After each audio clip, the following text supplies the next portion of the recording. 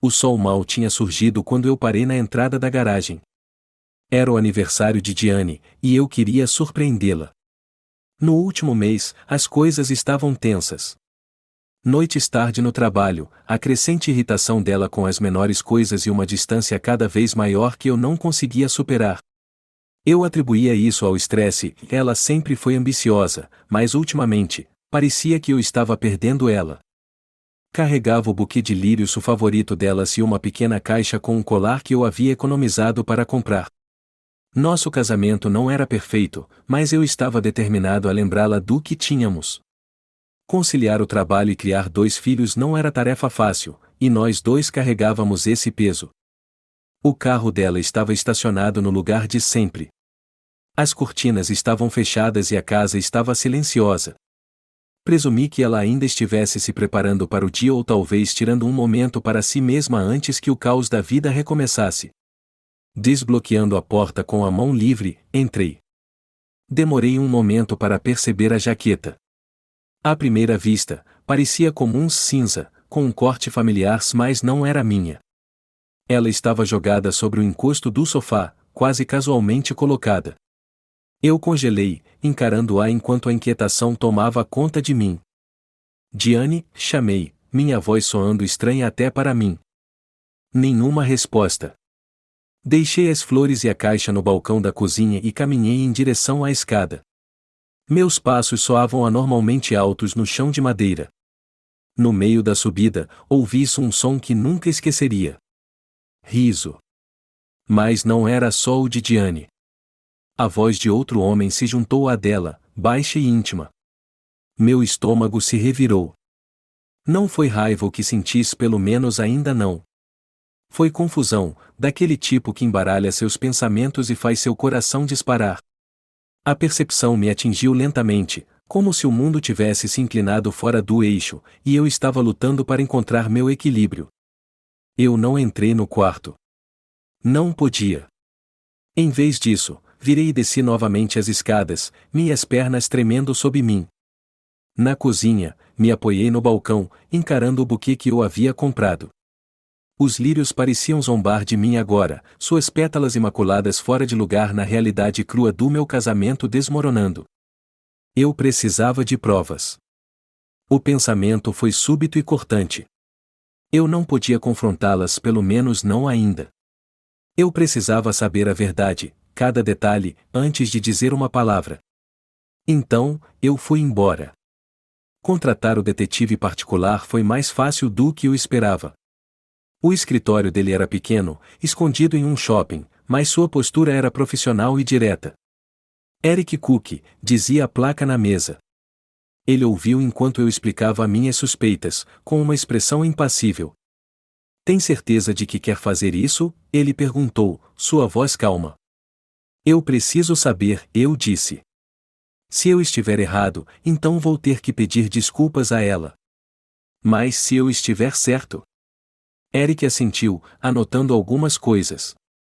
Vai levar uma semana, talvez 2. Você tem ideia de quem seja outra pessoa? Não, eu admiti. Mas ela tem trabalhado até tarde com frequência.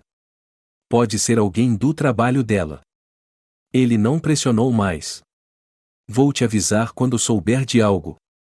Saindo do escritório dele, senti uma mistura estranha de culpa e determinação.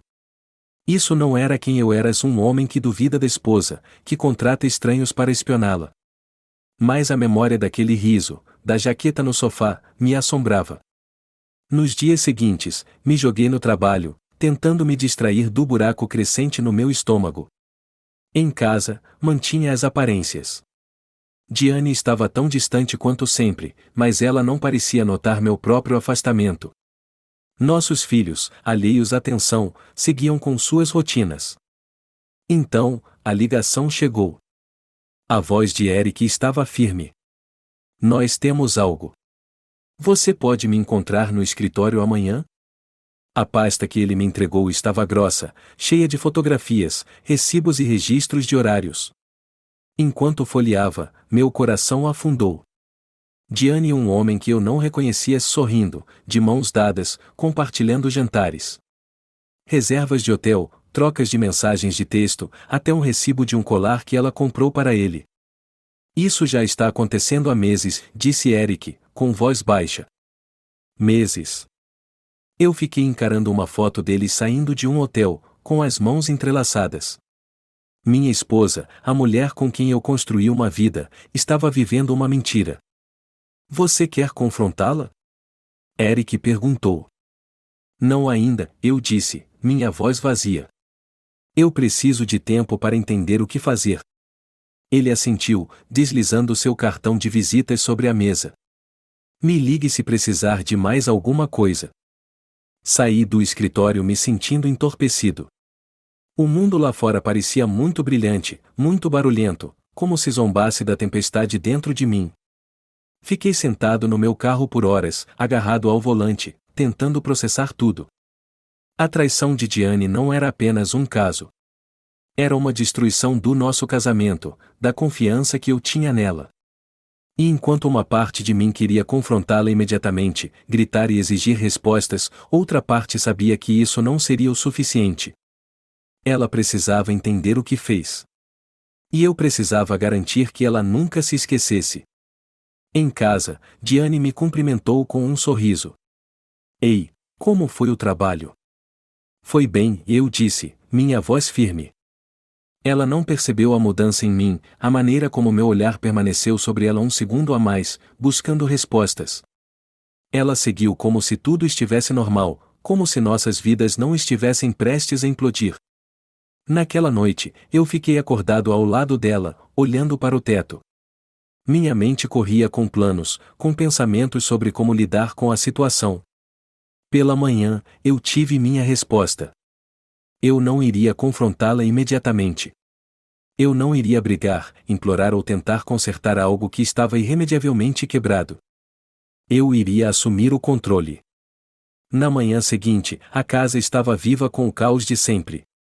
Diane cantava enquanto preparava o lanche das crianças, seus movimentos leves, despreocupados. Se eu não soubesse o que sei, poderia me convencer de que tudo estava bem. Mas agora, cada olhar, cada toque, cada palavra que ela dizia carregava um novo peso. Enquanto as crianças pegavam suas mochilas e iam em direção ao carro, Diane gritou: "Não esquece de pegar os materiais do projeto da Emma hoje." "Não vou esquecer", eu respondi, meu tom medido. Ela me deu um beijo na bochecha antes de sair pela porta, deixando um leve rastro de seu perfume. Por um momento, eu fiquei ali, deixando o silêncio preencher o espaço que ela havia deixado. Não ia ser suficiente simplesmente confrontá-la. Diane precisava entender a gravidade da sua traição, e eu precisava garantir que não houvesse como ela manipular a narrativa. Comecei organizando as provas. As fotos, recibos e documentos de Eric estavam espalhados pela minha mesa. Eu os organizei em ordem cronológica, anotando as datas e locais. Isso pintava um quadro claro da sua desonestidade e um que seria impossível de negar. Mas reunir provas não era o único passo. Eu precisava garantir minha posição, tanto legal quanto emocionalmente, antes de tomar minha decisão. A primeira ligação que fiz foi para uma advogada. Jennifer Pratt foi altamente recomendada por Eric, e desde o momento em que entrei no escritório dela, soube que estava em boas mãos. Ela me ouviu atentamente enquanto eu explicava a situação, assentindo de vez em quando enquanto anotava. "Você tem um acordo pré-nupcial?" ela perguntou. "Não", eu admiti. "Nós nos casamos jovens, e eu nunca pensei." "Ninguém faz", ela disse, seu tom compreensivo, mas firme. "Aqui está o que precisamos fazer. Se você quer proteger seus bens e garantir a custódia dos seus filhos, precisamos agir rapidamente." "Já considerou como quer proceder?" "Quero o divórcio", eu disse sem hesitar. "Mas não quero que isso se arraste. Preciso ser estratégico." Ela sorriu suavemente. "Você já começou. Essa evidência será inestimável. Vou redigir a papelada necessária e entrar com o pedido de custódia temporária. Dado o comportamento dela, você terá um caso forte." "Obrigado", eu disse, sentindo um pequeno alívio pela primeira vez. "Mais uma coisa", Jennifer acrescentou. "Fique calmo.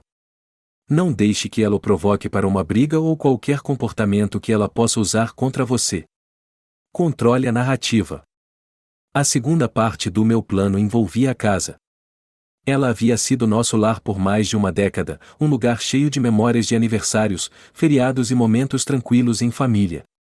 Mas eu não podia deixar que a sentimentalidade me cegasse. Contratei um chaveiro e marquei para trocar as fechaduras assim que Diane saísse de casa para sempre. Também movi alguns dos seus pertences pessoais para o quarto de hóspedes, uma declaração sutil, mas deliberada, de que o lugar dela na nossa vida não estava mais seguro. Enquanto isso, conversei com a escola para garantir que a rotina das crianças não fosse afetada. A última coisa que eu queria era que elas pagassem o preço por essa situação. A confrontação era inevitável, mas eu queria que fosse nas minhas condições. Naquele final de semana, sugeri um jantar em família, algo raro considerando a agenda lotada o de Diane. Ela concordou, talvez pensando que fosse minha maneira de tentar reduzir a distância crescente entre nós. A mesa estava posta, as velas piscando suavemente enquanto as crianças conversavam sobre o dia. Diane parecia genuinamente relaxada, rindo das histórias deles e roubando olhares para mim do outro lado da mesa. Mas eu não conseguia retribuir sua calorosidade. Após o jantar, quando as crianças se retiraram para seus quartos, limpei a garganta. Precisamos conversar. Ela inclinou a cabeça, curiosidade piscando nos olhos dela. Claro. O que está na sua cabeça? Eu sei, eu disse simplesmente, observando seu rosto atentamente. Sei o que? Ela perguntou, sua voz firme, mas eu percebi o leve tremor nas mãos dela enquanto ela pegava o copo de vinho. Sobre você e ele, respondi, deslizando a pasta sobre a mesa. Vai em frente. Dê uma olhada. A mão dela congelou a meio caminho do copo. Por um momento, ela não se moveu, sua expressão vazia, como se estivesse tentando decidir entre negar ou confessar. Lentamente, ela abriu a pasta.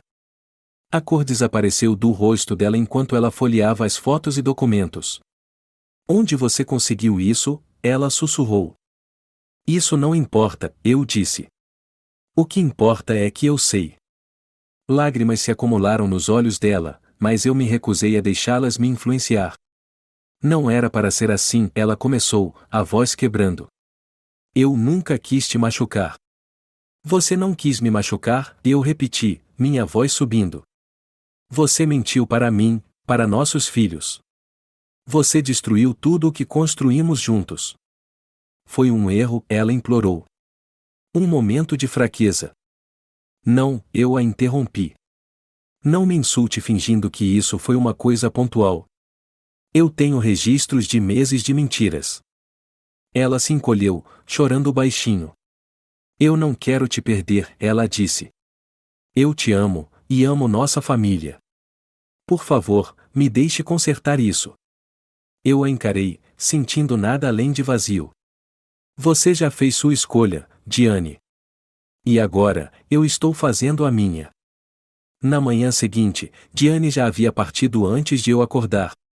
Um bilhete no balcão dizia que ela estava ficando com uma amiga para me dar o espaço para pensar. Mas eu não precisava de espaço. Eu precisava de ação. Passei o dia finalizando os planos com Jennifer e fazendo os arranjos para as crianças. A ausência de Diane me deu o tempo e a clareza necessários para me preparar para a próxima fase. Quando ela voltou naquela noite, eu estava esperando. Sua mala estava arrumada, e as fechaduras haviam sido trocadas. Mark, o que está acontecendo? Ela perguntou, sua voz trêmula. Você não mora mais aqui, eu disse. Você pode ficar com ele, ou onde quiser, mas esta casa não é mais sua. As lágrimas dela fluíram livremente enquanto ela implorava, mas suas palavras caíam em ouvidos surdos. Ela fez a cama dela, e agora iria deitar nelas, só que não na minha casa. Observando-a sair, com a mala na mão, senti uma mistura estranha de tristeza e alívio. A vida que tivemos acabou, mas pela primeira vez em meses, senti como se pudesse respirar novamente. E eu ainda não havia terminado. A partida de Diane deixou um silêncio estranho na casa. Era como se o ar em si tivesse mudado, mais leve de algumas formas, mais pesado com o conhecimento de que nossas vidas haviam mudado de forma irreparável. As crianças tinham perguntas, é claro, e fiz o meu melhor para protegê-las da verdade.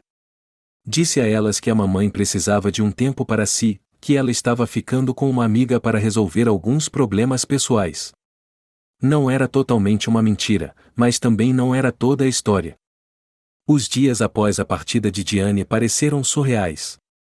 Eu passei por eles com propósito, finalizando os documentos do divórcio e organizando minhas finanças. Jennifer, minha advogada, foi um suporte fundamental. Ela me tranquilizou de que minhas ações estavam legalmente corretas e que eu tinha um bom caso para a custódia das crianças. Ela abandonou o lar conjugal e os filhos, Jennifer explicou durante uma de nossas ligações. Isso não será bem visto no tribunal, especialmente com as evidências que você coletou. Você está fazendo tudo certo, Mark. Mas fazer tudo certo não tornava as coisas mais fáceis. As noites eram as mais difíceis. Depois que as crianças iam para a cama, o silêncio era ensurdecedor. Eu me pegava revivendo cada momento dos últimos meses, tentando identificar o exato momento em que tudo começou a desmoronar. Diane tentou me contactar várias vezes nos dias seguintes. As mensagens dela variavam de súplicas desesperadas a explosões de raiva. Desculpe pelo que fiz, dizia uma mensagem. Por favor, me deixe voltar. Podemos consertar isso. Outra, enviada horas depois, era menos arrependida. Você está sendo cruel, Mark. Você acha que é perfeito? Você também cometeu erros. Eu ignorei todas. Conversar com ela não mudaria nada. Minha decisão estava tomada, e eu estava determinado a segui-la até o fim. A única vez que quebrei meu silêncio foi para estabelecer limites. Enviei a ela uma única mensagem: toda a comunicação deve passar pelo meu advogado a partir de agora. Por favor, respeite isso. Foi clínico, sem emoção, mas era necessário. Diane não respondeu. O final de semana trouxe um desenvolvimento inesperado. Diane apareceu na casa sem aviso. Eu estava na cozinha, ajudando Emma com o projeto de ciências, quando ouvi a campainha. Meu estômago apertou quando olhei pela janela e a vi parada na varanda. Fique aqui, eu disse para Emma, caminhando até a porta. Diane parecia desarrumada, os olhos inchados de tanto chorar. Mark, ela começou, a voz trêmula. Podemos conversar? Por favor. Saí para fora, fechando a porta atrás de mim. O que você quer, Diane? Eu só quero explicar, ela disse. Eu preciso que você entenda. Eu entendo perfeitamente, eu interrompi. Você fez uma escolha, e agora está lidando com as consequências. O rosto dela se desfez. Não foi assim. Eu não estava tentando te machucar. Se você pretendia ou não me machucar não importa, eu disse friamente. O dano está feito. Ela estendeu a mão para tocar meu braço, mas eu dei um passo para trás. Por favor, Mark. Não faça isso. Eu te amo. Eu amo nossa família. Você deveria ter pensado nisso antes, eu respondi. Essa conversa acabou. Se quiser discutir algo, entre em contato com a Jennifer. Eu me virei e caminhei de volta para dentro, deixando-a na varanda. Pela janela, vi ela ficar lá por um momento, depois virar e caminhar até o carro. Naquela noite, liguei para Jennifer para atualizar sobre a situação. Ela está tentando te manipular, Jennifer disse firmemente. Não deixe. Siga o plano. As palavras dela reforçaram minha determinação. Eu não iria deixar Diane desviar a vida que eu estava reconstruindo. O próximo passo no meu plano era recuperar minha narrativa. Diane já havia começado a contar sua versão dos acontecimentos para amigos em comum, se pintando como a vítima de um marido frio e insensível. Eu não iria deixar as mentiras dela ficarem sem resposta. Entrei em contato com alguns amigos e familiares próximos, escolhendo cuidadosamente aqueles em quem eu confiava. Compartilhei as evidências com eles, explicando a situação de forma calma e factual, o melhor que pude. As respostas foram variadas. Alguns ficaram chocados, outros solidários. Alguns tentaram me convencer a dar outra chance para Diane, mas a maioria apoiou minha decisão. Você está fazendo o que é melhor para você e para as crianças, minha irmã disse durante uma ligação. Não deixe ninguém te fazer sentir culpado por isso. O apoio dela significou mais do que eu poderia expressar. Pela primeira vez, senti que não estava enfrentando essa batalha sozinho. O parceiro da Diane, um homem chamado Alex, não era alguém que eu conhecia pessoalmente, mas o nome dele apareceu frequentemente nas evidências fornecidas por Eric. Eu pensei em confrontá-lo diretamente, mas acabei decidindo contra isso. Ele não valia meu tempo ou energia. Em vez disso, concentrei-me nas minhas crianças. Elas eram minha prioridade, e eu estava determinado a lhes proporcionar um lar estável e amoroso.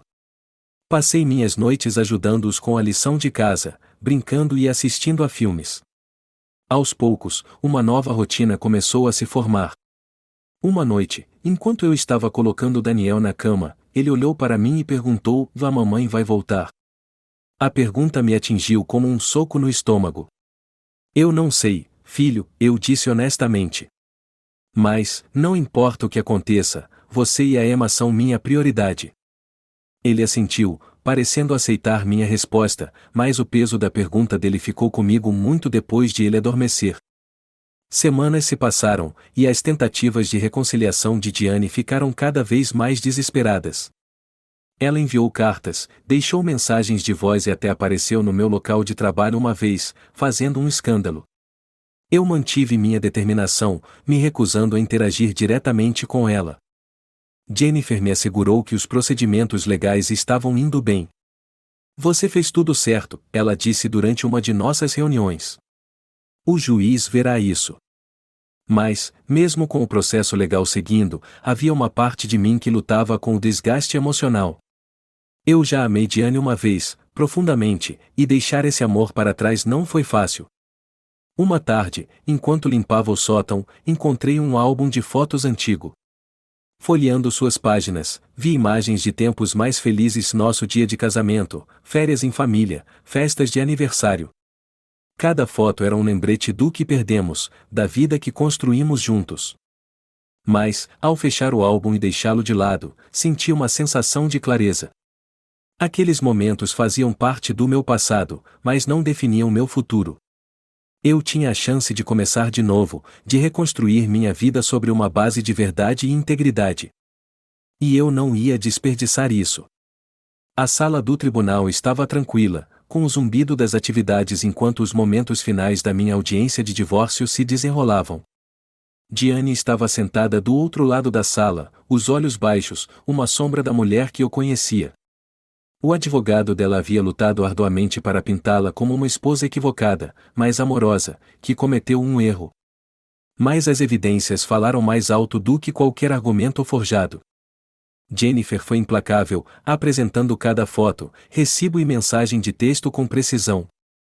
O parceiro de Diane, Alex, sequer compareceu ao tribunal, uma ausência que trabalhou a meu favor. Quando o juiz assinou o decreto, me concedendo a custódia primária das crianças e da casa, senti uma mistura estranha de alívio e vazio. As lágrimas de Diane caíam silenciosamente enquanto o veredicto era lido.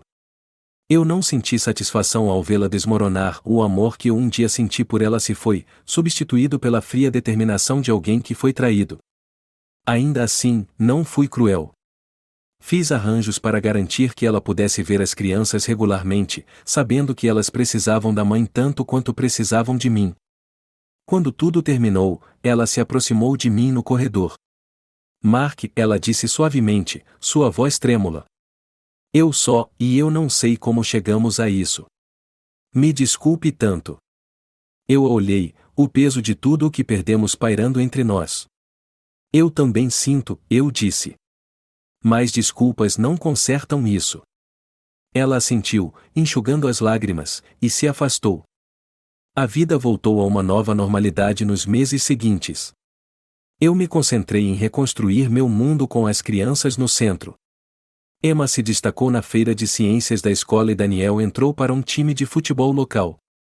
Minhas noites eram preenchidas com suas risadas, lições de casa e momentos tranquilos de reflexão. Eu pensava cada vez menos em Diane conforme as semanas se transformavam em meses. Ela se mudou para um pequeno apartamento no centro da cidade, suas visitas às crianças eram cordiais, mas distantes. Ela tentou fazer as pazes de pequenas maneiras, oferecendo pagar atividades extracurriculares, enviando bilhetes com as crianças, mas a ponte entre nós havia sido queimada de forma irreparável. Então, uma noite, uma ligação telefônica mudou tudo. Eu estava limpando após o jantar quando meu telefone vibrou no balcão. O número era desconhecido, mas algo me disse para atender. Alô? Sr. Collins, uma voz feminina perguntou. Aqui é Ângela Rivera. Estou ligando sobre o Alex. O nome me deu um choque. O que tem ele? Ângela hesitou antes de continuar. Eu achei que você deveria saber, o Alex era meu marido. As palavras dela me atingiram como um trovão. Era, e eu perguntei, minha garganta apertando. Ele faleceu há 2 semanas, Ângela disse. Foi repentino um acidente. Mas não é por isso que estou ligando. Eu me agarrei ao balcão, me preparando. Por que está ligando? Antes de morrer, ele me confessou algo, ela disse. Algo sobre a Diane. Meu coração disparou no peito. O que ele disse? Ângela hesitou novamente, então disse, ele me disse que Diane não traiu apenas você com ele. Ela o usou. Ela orquestrou tudo para te empurrar para o divórcio. Ela queria sair do casamento, mas não queria ser a responsável por acabar com ele.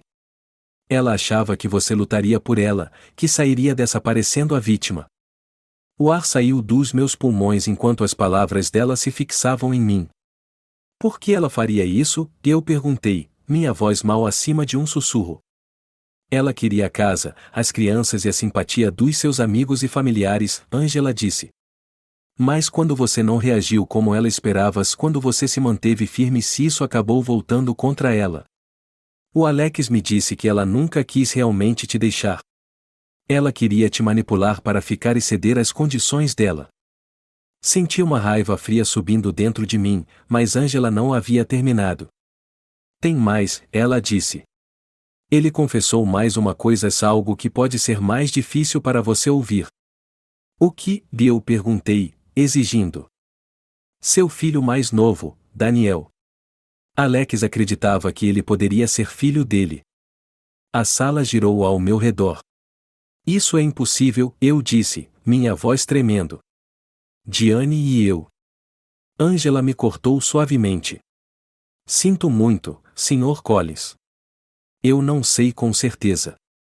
Mas o Alex disse que eles estavam juntos por volta da época em que o Daniel foi concebido. Achei que você merecia saber. A semana seguinte foi um borrão. Marquei um teste de DNA, minha mente correndo com todos os possíveis resultados. Se a história de Ângela fosse verdadeira, isso significaria que minha vida, se a vida que eu achava que estava reconstruindo foi construída sobre outra mentira.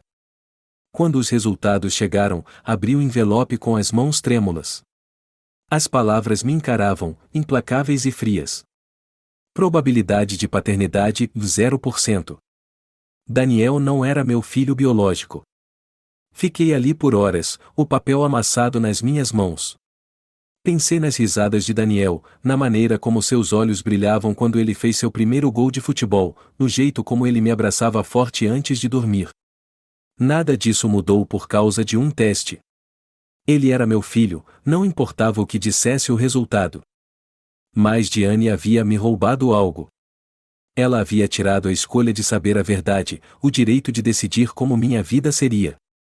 Eu a confrontei naquela noite, minha voz gelada enquanto colocava os resultados do DNA na mesa. Você sabia, eu disse. Não era uma pergunta.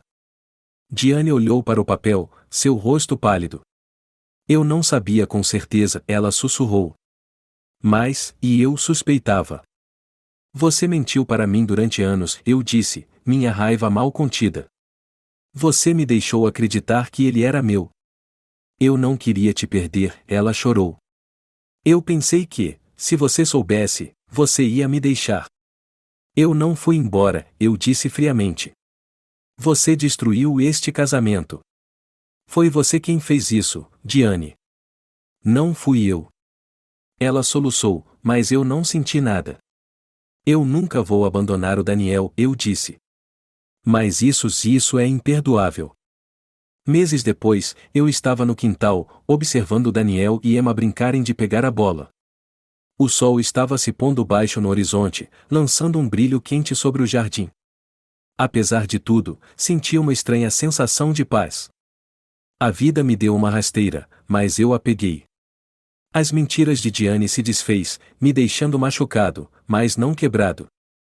Meu amor pelos meus filhos não vacilou, e minha determinação de dar a eles um lar estável e amoroso estava mais forte do que nunca. Quando me virei para entrar em casa, a voz de Daniel chamou: "Pai. Vem brincar com a gente." Eu sorri. "Já vou, filho." Porque, não importava o que o DNA dissesse, eu era o pai dele. E isso era tudo o que importava.